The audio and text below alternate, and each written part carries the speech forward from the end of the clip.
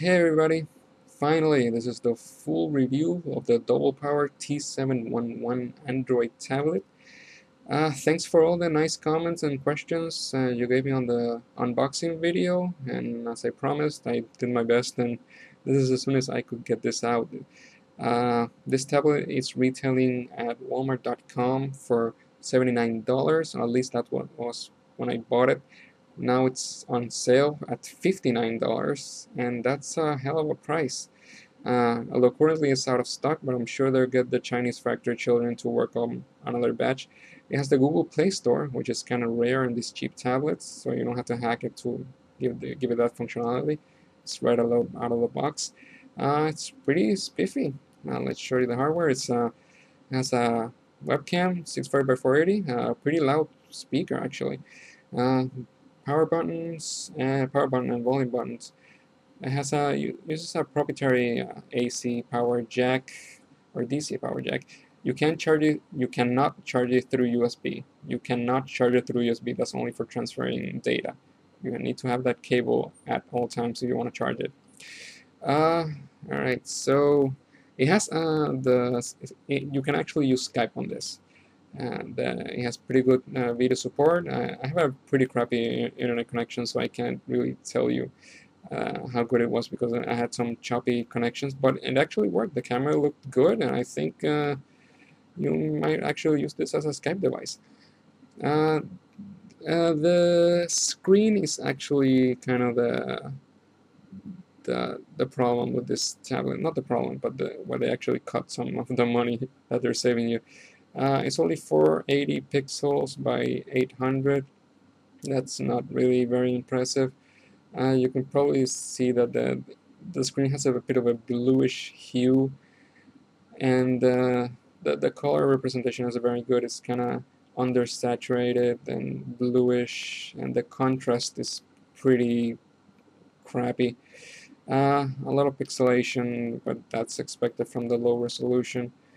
Another problem that you can see in this tab is that the viewing angles are not very good. If you're looking at this tablet from below, you can see that the contrast gets all screwed up like from like laptops from 10 years ago. This is pretty much 10-year-old LCD technology that they're using for this, and that's how they kind of cheapen the tablet with it. Alright, let's see what else we got. Well, for reading, you can actually use this for reading. Kindle works pretty good. This is at the smallest font, and as you can see, it's actually fast and readable. So for reading books, this actually is pretty good. For reading comic books also, it works. The low resolution doesn't help much, but if you're zooming out the columns, it's very readable and you can appreciate the art. At this level, reading is actually kind of tough. If you want to see the full screen, reading is a little bit tough. So zooming in is actually kind of necessary. But these black and white kind of comics like Walking Dead and manga especially are pretty readable at full screen. But of course a lot better if you can go from panel to panel. Actually, a much better way if you want to see the full screen, no time to go from panel to panel, is actually seeing it like this, actually just scrolling, having the screen as a widescreen and just scrolling. You can actually appreciate the text and the art a lot better. Netflix works, but you have to use a specific version of the app that you have to download from the Double Power site. You cannot use you can actually download and install the version of Netflix on Google Play, but it will not run. It will crash immediately upon loading. So you need to download that specific version that you get from the Double Power site. How long will that version work for you? I don't know. Actually, I hope that it does work, but this one works very well. It actually looks the same as in full feature tablets. Somebody in the comments asked if the Google Play video store works, and it does. It actually renders video in HD. It's right now what it's doing is streaming from the web, and this is just a sample video I got from Walking Dead making of video, and this is actually downloading on 720p video, I think, or at least it's HD. It's, you know, You're not seeing it in HD because it's a standard def screen, but that's what you're getting. This is where this tablet blew my mind, just as something as simple as the included video app. Let's do some test videos that somebody requested on the comments of the unboxing. This is just standard def episode of The Walking Dead. Apparently you can notice that I like that show. It plays really well, no sync problems with the audio, it's fast, it scrolls through the video fast, it displays it well. It does have the color problems that I told you about. It's kind of bluish and not very good contrast, but it's very serviceable. This is a 720p episode of Doctor Who, and the audio and the video are perfectly synced, no skipped frames. It looks super nice, and I'm scrolling through the video without any problems. It's a single core processor with 1 gigahertz frequency, and it's playing 720p on a $60 tablet. This is 720p video, and I forget what the bitrate is, but as you can see, this also has support for subtitles, and it's running without any problems. Just no skip frames, nothing at all. Now this can't play 1080p video, right? No, I mean it can't. Let's try JAWS at 1080p.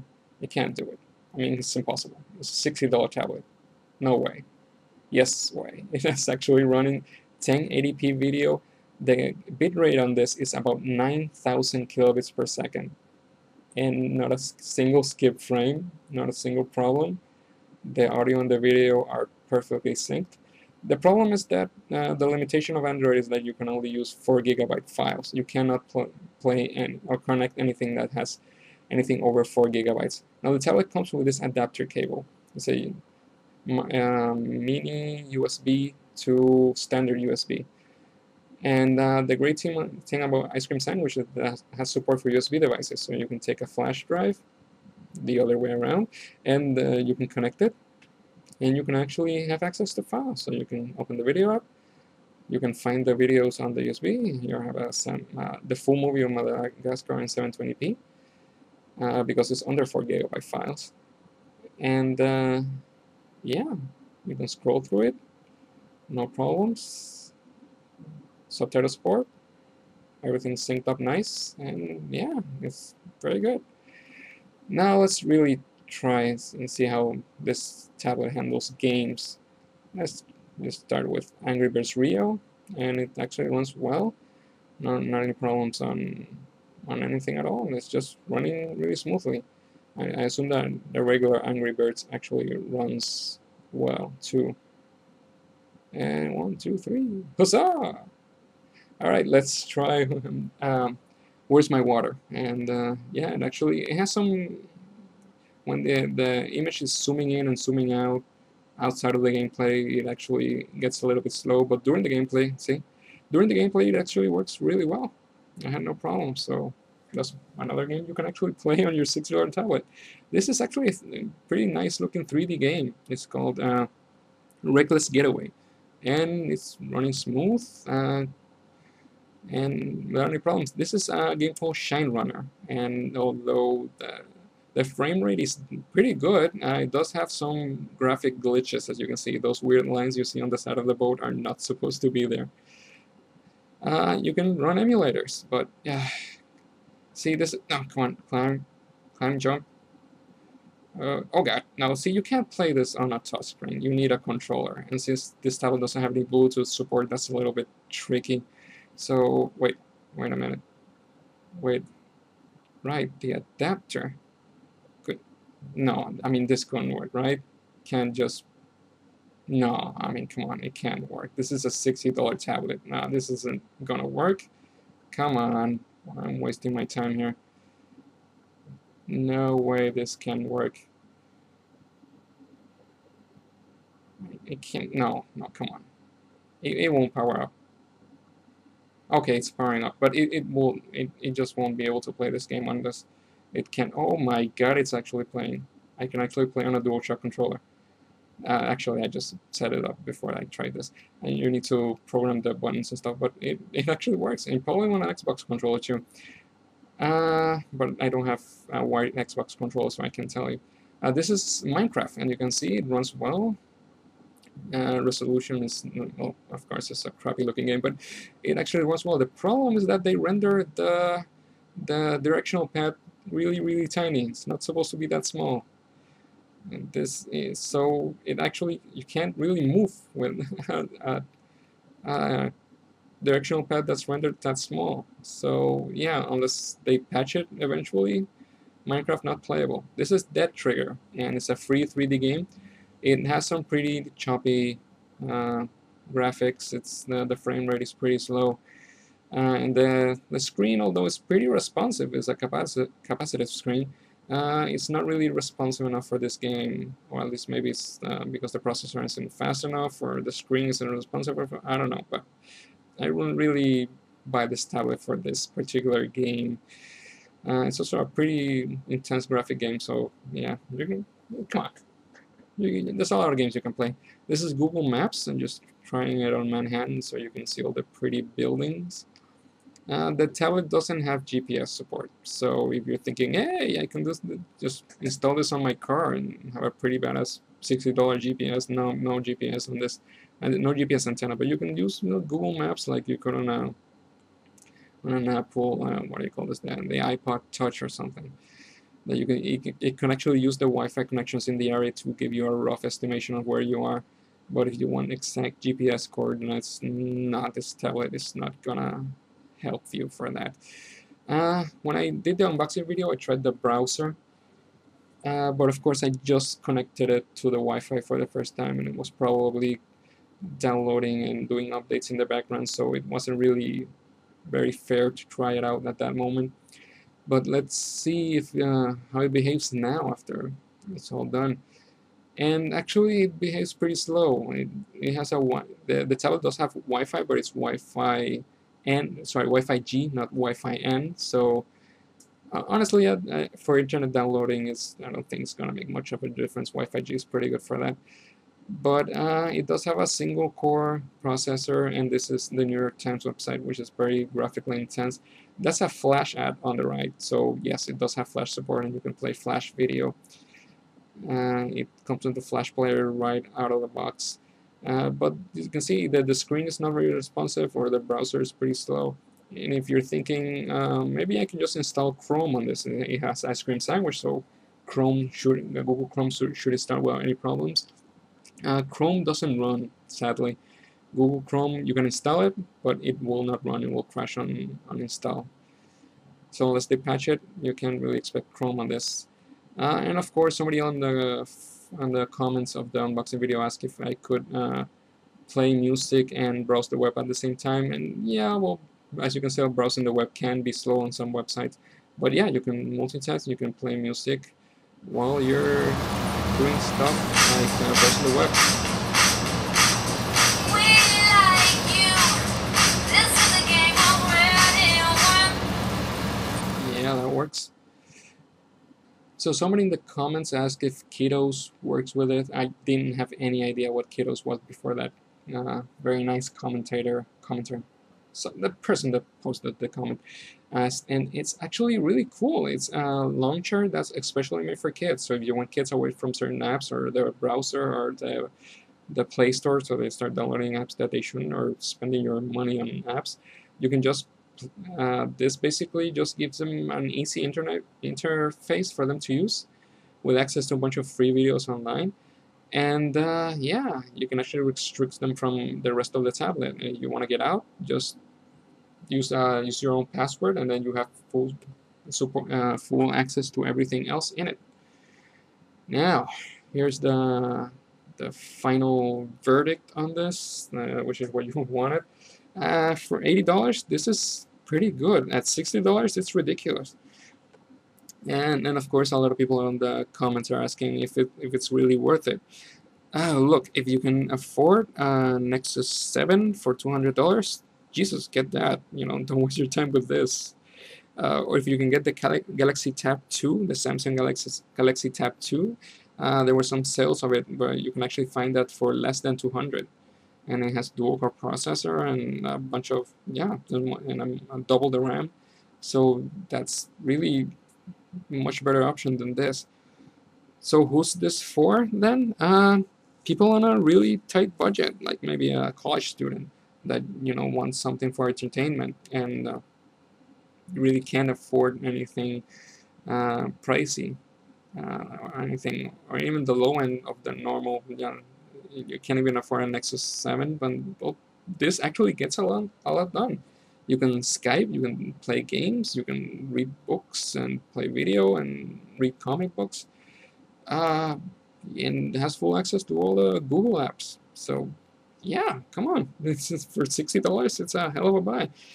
A lot of people in the comments and on the Walmart comments, and the reason why I bought this tablet is for kids. I bought this for my nephew, and actually originally the last Christmas, I got him the LeapPad.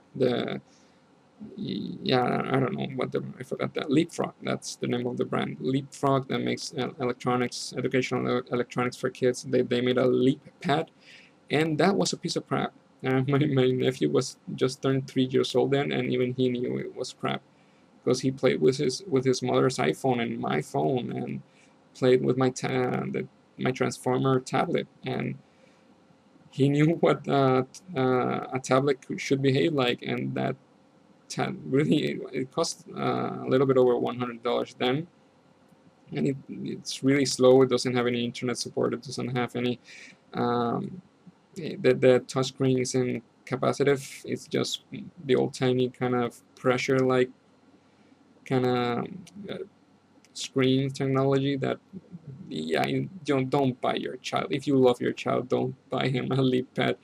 Get him this is better off with one of these. It has a bunch of educational apps you can get up in the Google Play Store. It has, and he can play all his movies in any resolution practically, and it's a much better buy. So what are the shortcomings of this tablet? The biggest one is, of course, I mentioned the screen. It's not the best screen quality, but it's serviceable. The battery is actually a pretty big shortcoming. It's not a very good battery life. You can, if with light use, you can maybe get away with a day of use. If any less than that, maybe 4 to 6 hours tops with normal or maybe high use. Yeah, you can really eat up the battery life really, really fast. Maybe it's the fault of the battery, maybe it's the fault that the Android version on this tablet is not optimized, which is very likely. So yeah, don't the battery life. It's don't expect anything good out of it. Um, you're thinking, well, maybe the double power adds some support for it. Maybe they'll try to improve the battery life, or hey, maybe they even might upgrade to Jelly Bean, right? No, don't expect anything like that. This is a cheap Chinese tablet. They'll make as many as they can. They sell it, and then if you want something better, you have to buy whatever it is they have. I actually emailed the Double Power technical support team, and I asked them a couple of questions. One, if if they were expecting to do any Jelly Bean update to update the Android version, and the second question, if they were willing to work with CyanogenMod to give them driver support so they can actually make make versions, update the tablet with their own versions of Android, so they can actually you can have the latest version of Android on your $60 tablet. And technical support basically, well, I'm quoting what they said. They said, "Hello, the tablet has no news or as of now for receiving the Jelly Bean update. If it does, however, expect news on our website in the late holiday season." And they did not ask the CyanogenMod question. So actually, if you're not familiar with CyanogenMod, they're a team of developers that basically for free update many devices with the latest versions of Android as long as it's possible, and they do it for free, and it's pretty cool. And you can have an older phone with a pretty recent version of Android, and you can extend its life. But no, they didn't answer that part. They just said maybe it'll get Jelly Bean and they'll declare it on the late holiday season. I wouldn't really expect it. I think that the version that you have now is what you're gonna have, and that's about it. Another shortcoming of the tablet, it has a bit of a hiss when you can connect the headphones to the headphone jack. If you're not listening to any audio and you just have the headphones on and disconnected to the tablet, you can hear some background hiss when you're moving, when you're interacting with the device. But of course, it's very hard to hear when you're just listening to audio, even at that low level. It actually drowns out that hiss pretty easily. So if you're an audiophile, why would you even consider this in the first place? But yeah, if you're an audiophile, this is probably not the one to use. Also, the microphone, if you're going to Skype with it, the microphone is not very good.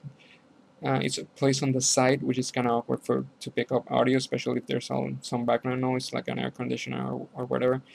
So actually, I found it improves if you put like a book or a magazine behind the tablet. It'll actually pick audio a lot better. So if you're planning to use this as a Skype device, which is not won't be a really bad choice. Actually, it worked out pretty well for me. Uh, yeah, you need to play with the microphone or place something on the behind it so you can pick up the audio better. Other shortcomings are it doesn't have any light sensor, so if you want to play with the screen brightness, you have to do that manually. It doesn't have Bluetooth, it doesn't have a rear camera, it doesn't have GPS, and the front camera it works pretty well. It's 40x480 for video is pretty good. For if you want to take a picture of yourself for like a Facebook profile, you can do better with other cameras. And the pros is on the pro side, it's the price. It's $60. Even at $80, it's pretty good, and it's surprising how much you can get done. Look, if you just want to read books, then get a Kindle. You can get much better battery life. I mean, with a Kindle, you can get insane battery life and have great sharpness for reading. The if you can afford a Nexus 7, then get a Nexus 7. But if you want something really cheap that's versatile, then this is really a good choice. You can play games, you can read books, you can read comics, you can play videos, and it gets a lot done for a very low price. So yeah, I guess I recommend it. So especially if you're intending to buy this for kids, this is a much better choice than most of the kid designed stuff out there. And if they break it, then well, you lose $60. It's better than losing 200 or something. So yeah, definitely. I recommend this tablet, and thanks a lot for all the comments and all the views and all the questions. And I hope this worked out and helped you in choosing this tablet or not choosing it, whatever it is. So thanks a lot. Take care.